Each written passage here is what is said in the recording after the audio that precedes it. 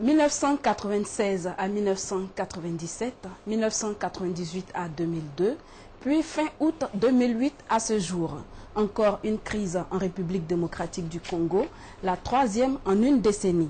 Les vieux démons sont de retour dans la région des Grands Lacs. Depuis plus de 3 mois, les rebelles du CNDP, le Congrès national pour la défense du peuple, emmené par Laurent Nkunda, affrontent l'armée régulière dans le nord Kivu.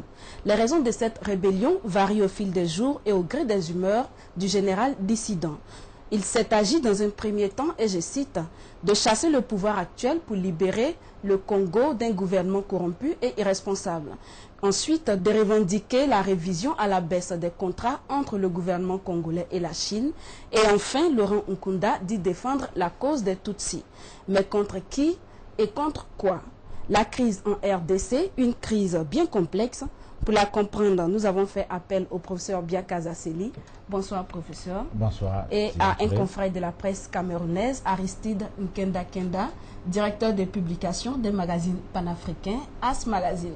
Bonsoir, Sylvie. Bonsoir, professeur. Alors, Aristide, vous êtes directeur de publication, comme je disais tout à l'heure, des magazines panafricains. Et la crise en RDC, c'est bien sûr sur le continent. Est-ce que ça vous a interpellé? Ah oui, absolument. Je dois dire, Sylvie, que c'est quelque chose d'extrêmement préoccupant. Et d'ailleurs, en conférence d'action, nous en avons énormément parlé.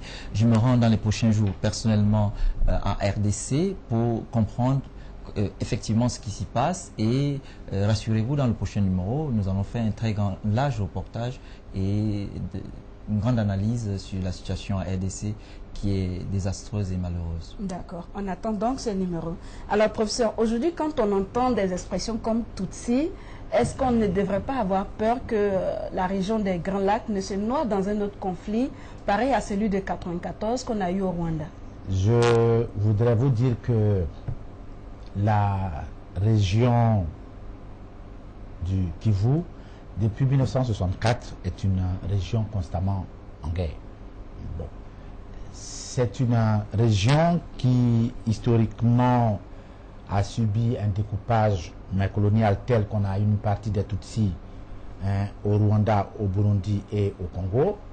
Et puis, avec la guerre en 1964, où les mercenaires et les soldats sont venus du Rwanda et du Burundi, on a grossi encore le nombre des Tutsis de telle sorte que nous nous retrouvons avec la population Tutsi qui est très très grande et qui fait que cette cause historique coloniale se double d'une autre cause économique parce que c'est l'une des régions les plus riches.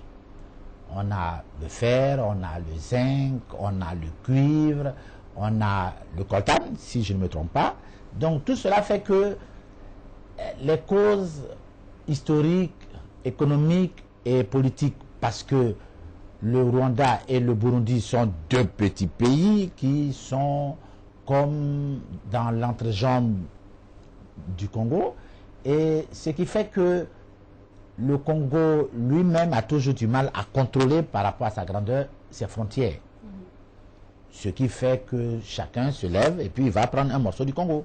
Comme on peut aller dans une boutique pour prendre un morceau de pain. Le Congo n'ayant jamais eu de véritable armée, puisque l'armée congolaise a été toujours une armée battue dans toutes les guerres qu'elle a menées.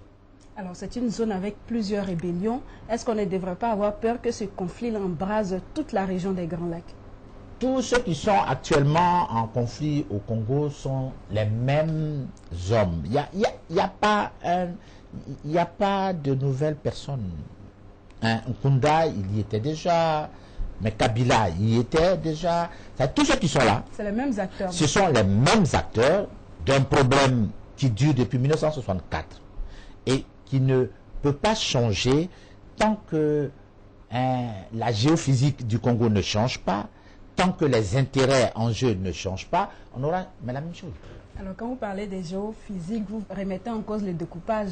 Non, je ne remets pas en cause le découpage. Je veux dire que le sous-sol du Congo est tel que ce scandale géologique est devenu un scandale politique. D'accord. Alors, nous allons poursuivre les débats tout à l'heure.